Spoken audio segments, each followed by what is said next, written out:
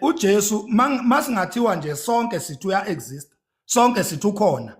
Bese kuthiwa ake simbhekeke i-character nje yakhe yokuphila nje kwakhe eBhayibhelini. It doesn't make sense, uyabona, iyasicontradicta, uyabona, because uJesu akuyona lento abazalwane abacabanga ukuthi uJesu uyiyo. uJesu is just a character from the Roman Empire that was a plan yokuthi umhlaba uzodominatwa kanjani, umhlaba uzodliwa kanjani, abanye abantu ezinye izizwe zizocindezelwa kanjani.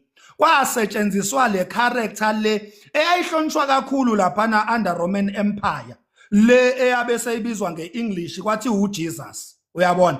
And then uma ngabe ubheka uJesus ke eBhayibhelini, lo obizwa ngoJesus eBhayibhelini, uvela eyizinto ezihlukahlukene ezingahlangani, uyabona. Uyavela enolaka olubi oludestroyayo, uyavela enothando olukhulu olugcwele amabhakede, uyavela enamanga, uyavele neqiniso. Okukhombisa ukuthi lezi zinto engishoyo ke njengoba ngikhuluma nje izinto engingayiprova ngokweBhayibheli. Ngifuna ukutshela nje abazalwane ukuthi lezi zinto engishoyo izinto engingayiprova ngokweBhayibheli labo.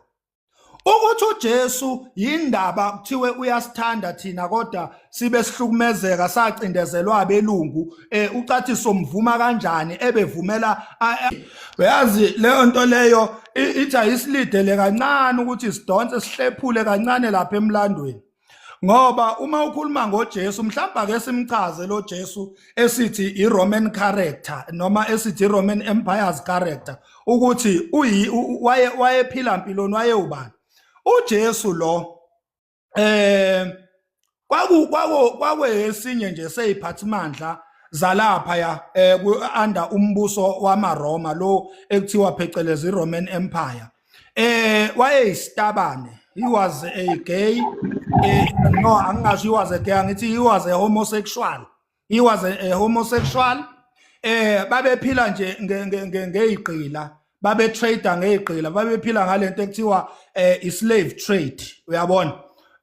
Lona nje owabhalela abazalwane iBhayibheli lela abaqhosha ngalo manje ekuthiwa iHoly Bible, inkosi uJames, uKing James, inzalo yakhe lo baba lo owayesitabane ekuthiwa uJesus. Ingakho naye uKing James wayeyisitabane esasilala namadoda. uKing James lo owabhalela abazalwane iHoly Bible